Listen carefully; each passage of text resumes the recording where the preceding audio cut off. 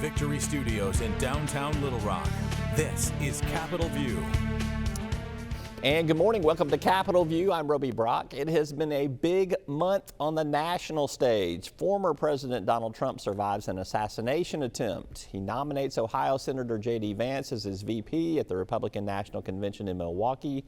President Joe Biden drops his re-election bid after weeks of speculation following a disastrous debate performance. Vice President Kamala Harris rather quickly and efficiently secures the support for a presidential bid. She picks Minnesota Governor Tim Walz as a running mate. And then we see a fairly unified Democratic National Convention in Chicago. The table is now set for a Labor Day to November 5th race for the ages. Joining me to break all of this down is two political veterans here. We've got Skip Rutherford, the former dean of the Clinton School and one of the former chairman of the Democratic Party of Arkansas, Richard Bearden, GOP strategist with Impact Management Group and a former executive director of the Republican Party. You guys have probably even sparred on a few occasions, I would say. Welcome, gentlemen. No, thank Welcome. you. Yeah, thanks for having us. Yeah, we don't spar. We're good friends. We may disagree on issues, but you're not going to see any of that. Joking.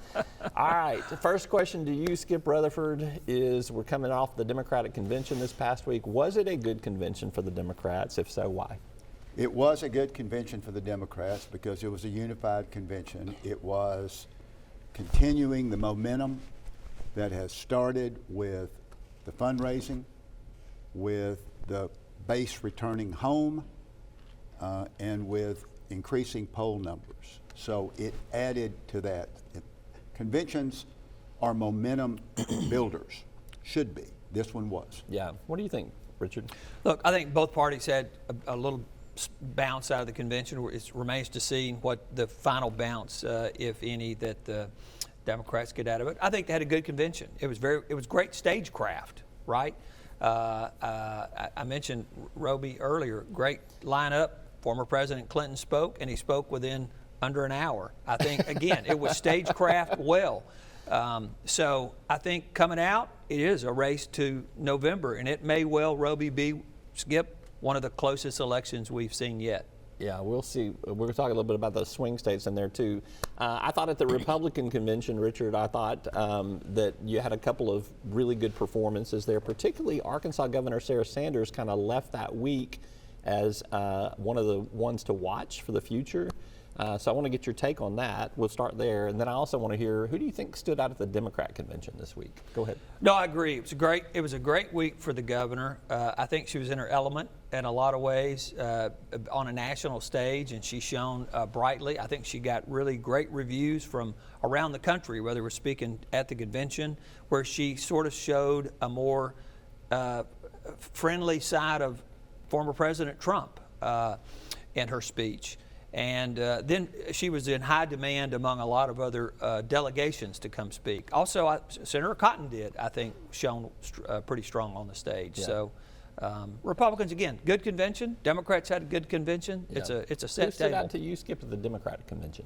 Well, first of all, let me say I agree with Richard on Governor Sanders. I thought she did a great job at the Republican convention, and she showed a side of her that a lot of people in Arkansas don't get to see. Yeah. Clearly, her stage is national. Yeah. That was very evident by the convention. Her stage is not Arkansas. Her stage is national. And in fairness, she overwhelmed Tom Cotton. I mean, when you're looking at two people from Arkansas heading up the national thing, Governor Sanders had a better performance than Senator Cotton. Not that he was bad, she just had a better one. The Democratic convention, there were a lot of standouts, Robbie. I think the Harris sisters on the final night of the convention were strong. I thought, obviously, Coach Walz hit it out of the park. Hillary Clinton gave one of her best speeches, far better than she did in 2016. Mm-hmm. And then you particularly liked Adam Kissinger. I thought Coach Steve Kerr from the San Francisco basketball team was pretty in his Steph Curry 90-night thing. I thought there were a lot of good performance. I'll tell you who I think is the best performance of the week on for the Democrats. I thought it was Michelle Obama at first because she did do an outstanding job for the Democrats. But Oprah Winfrey's speech was fantastic and really appealed to independents and centrists in a way that I think this country has been looking for some voices to speak to. I thought she was outstanding. Yeah, again, she was. There were, one of the things that the Democratic Convention showed, and with all due respect to the Republicans, the Democratic Convention had pizzazz, Oprah, et cetera, Stevie Wonder, et cetera, but it also showcased the farm team. And there have been all this talk that the Democrats didn't have a farm team. Yeah. Convention, if it did nothing else, it showcased. Yeah, we'll get to that there. There was Kid Rock and Hulk Hogan at the Republican convention. Come on now. Well, listen, my wife walked in when Hulk Hogan was speaking and said, "What in the world are you watching?" I said, "The Republican National Convention." So, yeah, but again, I think the Democrat National Convention was well stagecraft. It sort of kept you interested in watching, and there were high ratings for both conventions. Yeah. So let's just say 50 million people watched between both conventions. The real question is going to be, where are these swing voters? Were they paying attention? Are their minds already made up? Did any of this really matter? We don't know. Yeah. The polling shows in these states on a daily basis. There are shifts depending on what pollster, and it's within tenths of a %. I think for people who don't always understand convention politics, this is something I wanted to get y'all's take on here. Conventions are calculating. That stagecraft that you're talking about, the speakers are very strategic. Where a convention is held is extremely strategic. For instance, the Republicans holding their convention in Milwaukee, Wisconsin was not by mistake. Right. When you look at, Wisconsin's a big battleground state right there. You look at the lineups, particularly like on Thursday night at the Democratic Convention.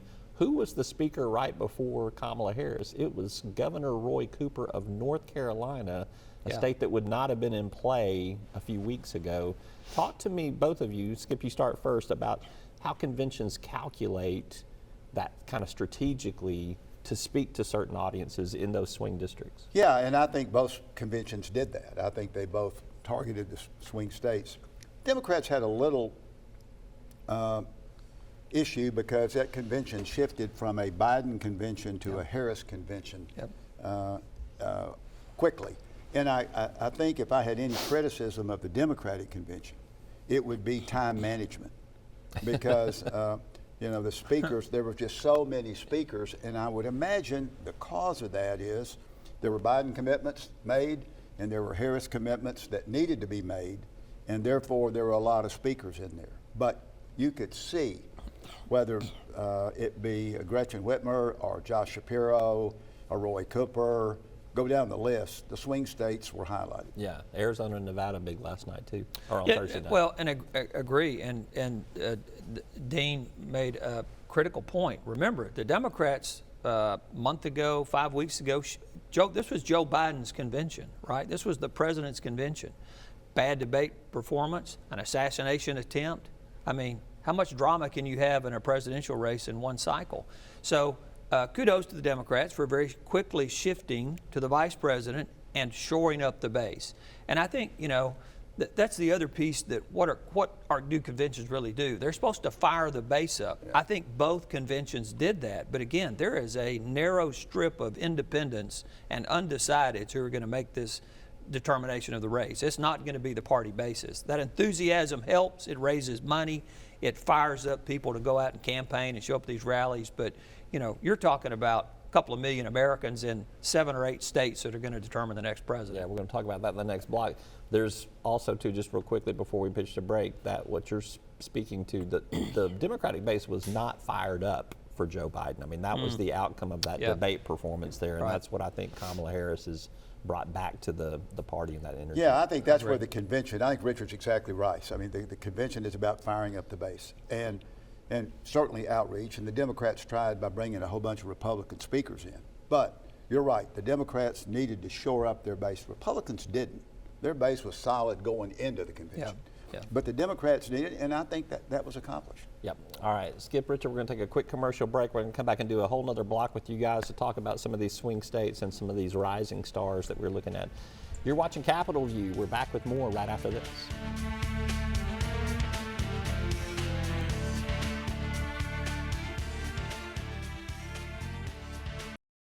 You're watching Capitol View, Sunday morning talk focused on the political scene in Arkansas.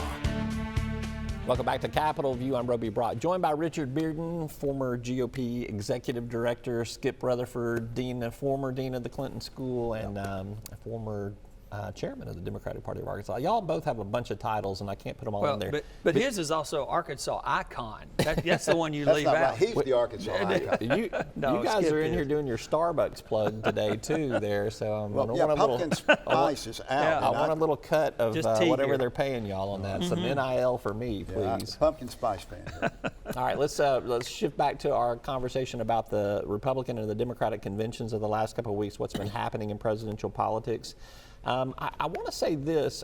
Tell me what you thought of Bill Clinton's speech, if you can give me an unbiased version of that. And I'm going to ask this question a little sensitively. Do you think that's the last time we see him give a big convention speech?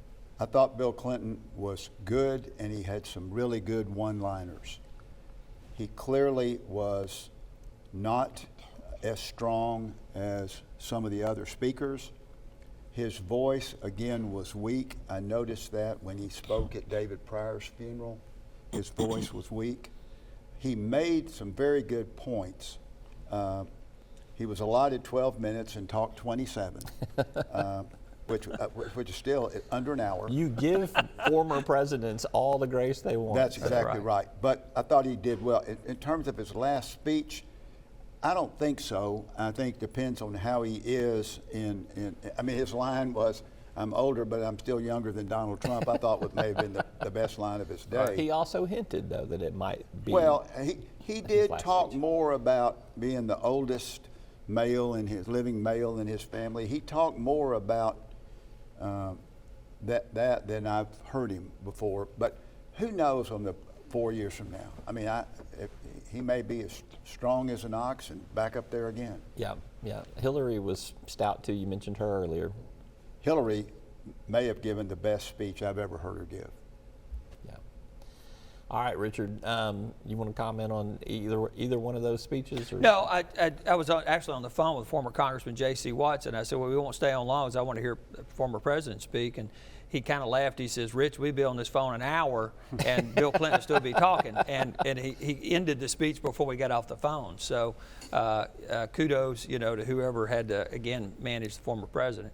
But again, I give a lot of credit. The Democrats have had a great star lineup. The Republican convention, by contrast, was mostly a Trump show, right? Yeah. There was not a lot of, you didn't see former President Bush or some of the other Republican luminaries that showed up. It was completely focused on a Trump show. Yeah. So much broader base in the Democrat Party, a little more narrow focus on the Republican. I thought the other interesting thing about Clinton's speech there too is, the backstory kind of came out that he chunked the first draft of the speech and rewrote it to change it from prose to poetry was kind of a phrase that I think Jonathan Martin used, but it was cracking me up because he was reading his speech off of papers on the podium, and somebody asked me, they're like, why is this not on the teleprompter? I'm like, he probably was still writing it when he was walking out on the stage.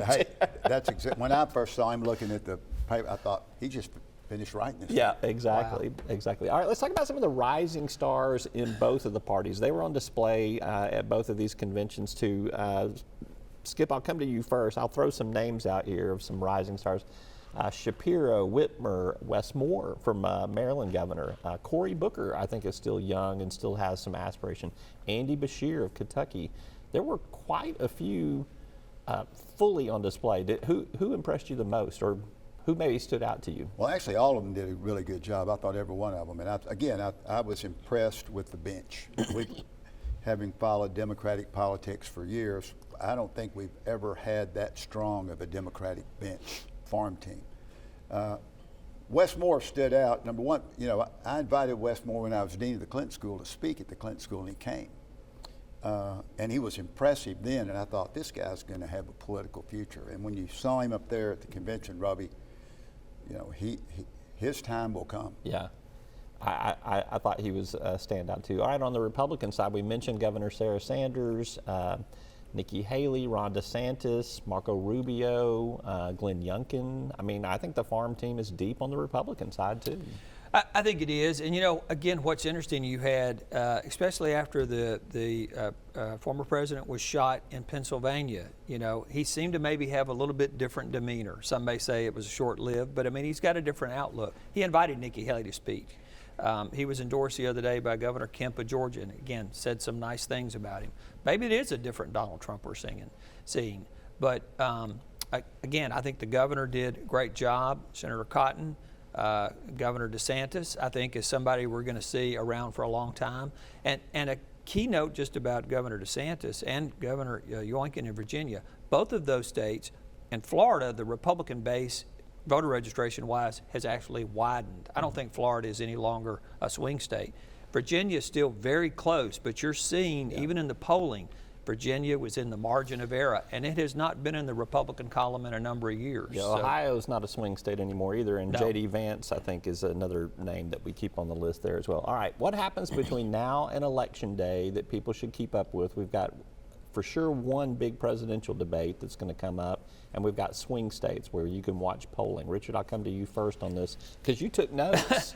Listen, when you're coming on with Dean Skip Rutherford, you have to be prepared, so I had to take notes. Look here, Richard comes in here totally prepared. Bro. I want y'all look at this. This is Richard's preparation. It's 'cause Here's mine. I can't remember all this stuff. You remember it. So I think this election is going to come down really a couple of key states out west, Arizona, Nevada, all within the margin of error. And I just looked yesterday, Roby, on Real Clear Politics. This will tell you how close some of these states are. Arizona, Trump led by 0.2%. Wow. Polling today, if it comes in, is liable to show Harris leading by 0.2%.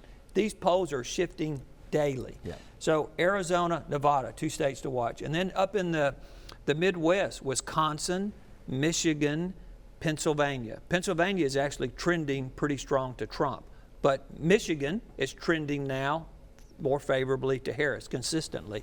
Wisconsin still, again, swinging back and forth. And then I think you'll see Virginia, North Carolina, Georgia. Yeah. Two of those states, Georgia, North Carolina, again, Trump leads consistently. Harris with about a 3% lead in Virginia. But that's going to be the race. These other states are really, the table's already set. All right. I think you're going to have to watch that, and as you mentioned, the debates. Eight states he's got there in the Yeah, swing 8 category. states, and what it does is, quite frankly, when you look at those 8 states, and Richard outlined the numbers, and they're going to shift back and forth because they're all within the margin of error. So we're going to see them go up and down, and people are going to be leading and all that. But I want to focus back that in 2016, the polls showed Hillary winning Michigan, Wisconsin, and Pennsylvania, and her campaign basically got overconfident and didn't go deep into those states, and the blue wall fell. Trump got it. In 2020, the polls said Biden was going to win by a big margin. Trump got more votes than the polls showed. Then in 2022, the polls said we're going to have a red wave. Man, the Republicans are going to take control. That red wave did not happen. Yeah. And then in 2023, the poll said, oh no, we're going to have a recession. Folks, we didn't have a recession. So Pollsters, you can't trust them. No, I'm just saying that you've got to look at it from that perspective, that it is an art, and it is. I'm a junkie. I'm a political animal, and I love polls, and the only ones I really trust are the ones done by Impact Management, Richard's firm. Nice plug. Yeah, Thank you. good firm, by the way. But I do think, Roby, that what we're going to see over the next, the debate's 16 days. Yep. Then you got a VP debate. We're 72 days away from the election. We have turned from a marathon into a sprint. Yeah. So it's going to be a ground game. And we'll that's see what how you it got to plays watch out. in these Yeah. swing states, is the ground game. All right, Skip Rutherford, Richard Bearden, always great to talk to you. I think we could do a 2-hour show today if we had to, but thank y'all for being here. Appreciate it. Thanks for having us. All right, we're back right after this break. See you, Betty.